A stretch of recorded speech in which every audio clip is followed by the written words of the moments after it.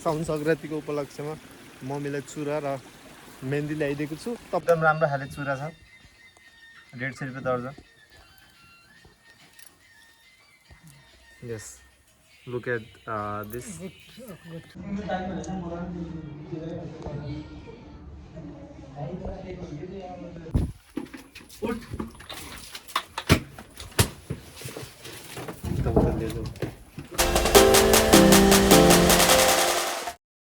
Hello and welcome to my new blog. तपाईँलाई चाहिँ मेरो नयाँ ब्लगमा फेरि नै स्वागत छ। अनि अहिले चाहिँ उता म आफ्नो आइएलटिएसको प्रिपरेसन गर्दैछु ड्युलिङ्गो एपबाट। अनि I am watching blog of Saurabh Joshi है, सौरभ जोशीको ब्लग चाहिँ हेर्दैछु। तर धेरैजनाले चाहिँ यसलाई खासै मन पराउँदैन, तर I watch him because his hard work is immense है। दिनदिनै ब्लग हाल्नु या दिनदिनै भिडियो हाल्नु, it's not a joke for three years. And या I admire him, I learn from him है। दिउँसोको 2 बजिसक्यो अनि ट्याक्क अब चाहिँ भैँसी कुडो हाल्नुपर्ने हुन्छ है। ट्याक्क कुडो त रेडी भइसक्यो, तर अब चाहिँ हाल्नुपर्ने हुन्छ। नानी यहाँ आइज, क्यामेरा समात्न आइज ल, यो हाल्छु म।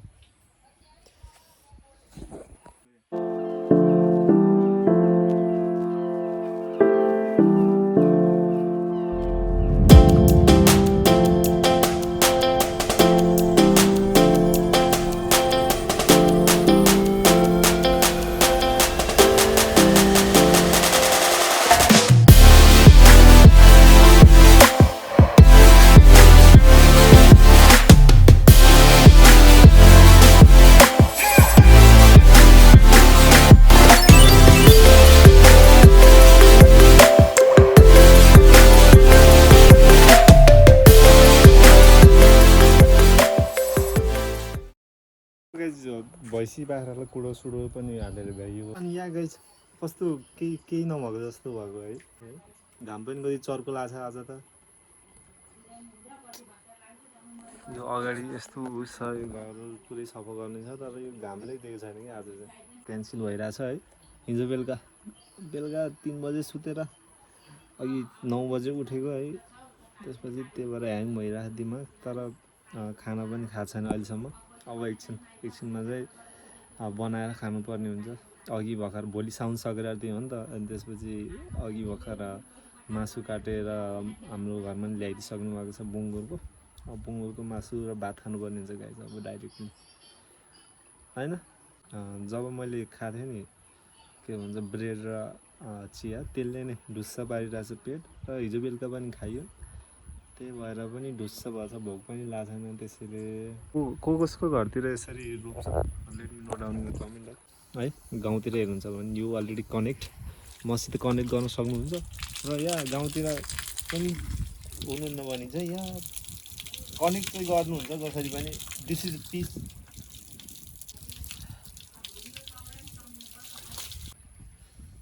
कस्तो गर्मी हो क्या यार, बल्ल आनन्द आयो। के भन्छ मेरो अडियन्सलाई बोल्न के शब्द? आज चाहिँ कपाल काट्न पनि पर्ने हुन्छ फेरि। के बनाउने? न त भात बनाउँछस् कि बुङ्गुरको मासु बनाउँछस् त? मन एउटा अप्सन लि, छिटो बनाउनु पर्यो। भात बस, म चाहिँ मासु बसाइदिइहाल्छु। छिटो आइज, 3 बजिसक्यो कि भनेको। जा कि चटपट ल्याइछ कि मासु र भात के खाइदियो भने के खाजा चटपट खान्न गाइस। आज बेलुका खाने मासु सासु अब खाजा चटपट सर्पट खान्न नि त है। ट्याक्क खाएर अनि जानुपर्ने हुन्छ। 3:30 हुन लागिसक्यो। अब एकछिनमा 4 बजीतिर निस्किनु पर्ने हुन्छ। रमाउली पनि जानुपर्ने हो। के यस्तै छ गाइस होइन। हुन्छ, हसल गर्नुपर्छ टाइममा, हसल चाहिँ गर्नुपर्छ। अर्जेन्टिनाले जितेर हो कि किन हो मलाई त दिनै दिरेक्क लाग्छ यार। आज त युट्युबको भिडियो अपलोड गर्दै गयो कि टाइम चाहिँ फेरि के भन्छ आधा घन्टा 1 घन्टा चाहिँ त्यहीँ गयो। त्यही भएर चाहिँ ब्लग बनाउन पाइएन। सो गाइस टाइम पनि भइसक्यो, हो जानुपर्ने हुन्छ। बहिनीले यस्तो चाउचाउ पनि बनाइदिइसक्यो। थ्याङ्क यू बहिनी, वेलकम। ल माई बहिनी इज दि होइन, यतिको बहिनी चाहिँ हुनुपर्छ। यसमा अलिकति उस भएन के स्पाइसेसहरू, एउटा ओनियन हाल न। लगाइ चाहिँ अब एकछिनमा म चाहिँ यहाँबाट जानुपर्ने हुन्छ डमोली खानदिन पनि भोलि सङ्क्रान्तिको लागि चाहिँ के सङ्क्रान्ति के साउन सङ्क्रान्तिको लागि चाहिँ चुराको यहाँ चोइस भइरहेको छ गाइज है सबैलाई चाहिँ ह्याप्पी साउन सङ्क्रान्ति तपाईँ पनि भन्दैन ह्याप्पी ह्याप्पी सङ्क्रान्ति सबैजना चाम्रे खाएर मासु खाएर मनाउनु पर्छ तपाईँ कालीदेखि म जस्तो गोरोदेखि पानी ल्याइ जा पानी ल्याइछ नि पानी ल्याउनु के मेहन्दी मेहन्दी अब चाहिँ ट्याक्क जानुपर्ने हुन्छ है टाइम पनि पुगिसक्यो है टाइम भइसक्यो अब त्यसपछि पानी पर्छ आज चाहिँ बादलहरू पनि लागिरहेछ अलिअलि तर आफ्नो गन्तव्य चाहिँ छोड्नुहुन्न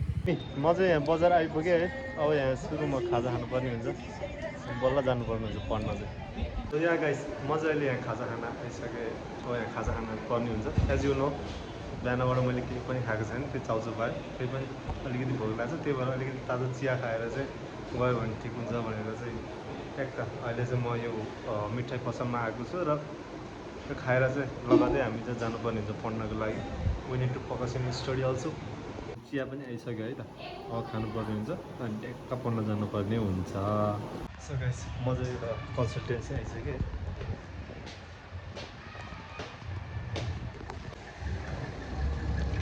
हेलमेट राख्नुपर्ने हुन्छ यहाँ अब यसको अहिले म पढेर भेट्छु तपाईँलाई पढेपछि भेट्नु है त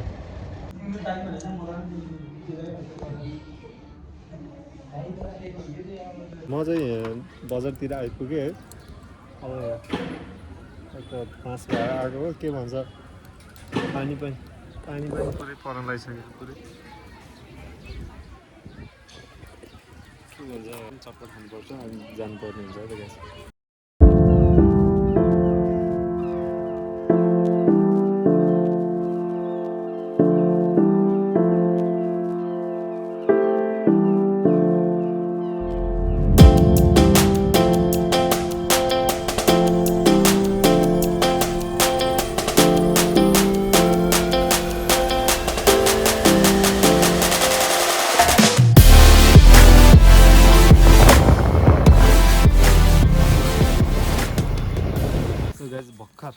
भर्खर म चाहिँ डमोलीबाट भर्खर पढेर आएको छु आजकल त अस्ति चाँडै अँध्यारो हुँदो रहेछ पहिला त 6-7 बजीसम्म नि है यत्तिको उसिन्थ्यो अहिले त लाइट फ्ल्यास लाइटै बाल्नु पर्ने भयो look at my new haircut है कस्तो छ रेट दिस आउट अफ 10 भोलि त साउने सङ्क्रान्ति है सबैलाई साउन सङ्क्रान्तिको एकदम चुले निम्तो छ चुले निम्तो भन्नाले सबैलाई शुभकामना छ है सबैजना घरमा बस्नुहोस् लट्टे खानुहोस् होइन त्यही हो मैले पनि साउन सङ्क्रान्तिको उपलक्ष्यमा मम्मीलाई चुरा र मेहन्दी ल्याइदिएको छु तपाईँले पनि यदि पैसा छ भने बहिनी या मम्मीले ल्याउन सक्नुहुन्छ बहिनी दिदी वर्षमा एकचोटि आउने चाड हो त्यही भएर we need to celebrate everything है यो चाड बनेको हो सबै फ्यामिली चाहिँ एकसाथ रहोस् भनेर नै सो सबैजना एकसाथ रहनुहोस् झगडा गर्ने होइन त्यसमा चाहिँ भर्खर घर आइपुगेँ है लाउनु मम्मी तपाईँलाई चुरा हेरौँ कस्तो हुन्छ 150 रुपियाँको 1 दर्जन हेरौँ है यहाँ छ है चुरा चाहिँ एकदम राम्रो खाले चुरा छ 150 रुपियाँ दर्जन yes look at this yes okay म अब फ्रेस हुन्छु त्यसपछि बल्ल भेटौँला है त कपाल काटेछु त्यही भएर अब एकछिन नआएर म तपाईँहरूसित भेट्छु है त ओके बाई अहिले चाहिँ म नआएर नि रेडी भइसकेँ है अब चाहिँ एकछिनमा लट्ठी सट्टी पकाउनु भएको छ। अब चाहिँ लट्ठी सट्टी खानुपर्छ र आनन्दले आज चाहिँ सुत्नुपर्छ। There is no game today. आज केही गेमहरू छैन। आज चाहिँ आनन्दले आफ्नो निन्दा पुऱ्याउनुपर्छ। ओके सो ओके गाइस, अहिले चाहिँ आज साउन सङ्क्रान्तिको स्पेसल लट्टे र मासु चाहिँ आइसक्यो, बुङ्गुरको मासु। सो गाइस अब यसलाई चाहिँ आनन्दले खानुपर्ने हुन्छ र आजको साउन सङ्क्रान्ति चाहिँ यसरी चाहिँ हाम्रो मनाउने छौँ। अनि यता सुजिताले खाइछौ कि खाइछेन नानी तिमीले? ल आनन्दले उता उसहरू पनि मेहन्दी कार्यक्रम भइरहेको छ र यता म चाहिँ यो खाएर चाहिँ यता ब्लग हेर्दैछु। If you know this comment down below है त। दिपराजन सच्चन फेमस मोटो ब्लगर है, मलाई एकदमै मनपर्छ। स्पेसली लङ राइड गर्छ उसले चाहिँ रातभरि पनि। I love dedication toward YouTube. म पनि त्यस्तै फ्युचरमा त्यसरी नै लङ ड्राइभ गर्ने छु। तर गाइस खानपिन पनि सबै भयो है। अहिले चाहिँ भाँडासाँडामा सबै थन्काएर पनि खानपिन भाँडासाँडा सबै थन्काएर अब चाहिँ ट्याक्क एकछिन अब भैँसीहरूलाई घाँस हालिदिनु पर्छ र घाँसहरू हालिदिएपछि चाहिँ आजको कामहरू समाप्त। त्यसपछि आनन्दले गएर सुत्नुपर्छ है त।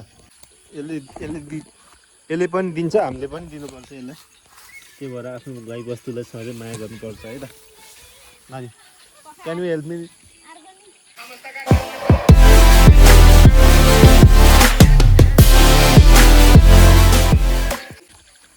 सो गाइज अब चाहिँ हामी सुत्नु पर्ने हुन्छ, पुरै गर्नु पर्यो। ओके आजको लागि यहीँ भ्लगिङ गर्छु।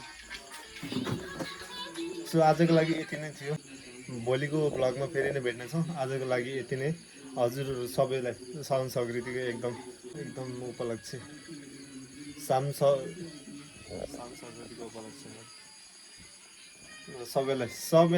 सबैजनालाई त्यो साउन सङ्क्रान्तिको उपलक्ष्यमा सबैलाई शुभकामना।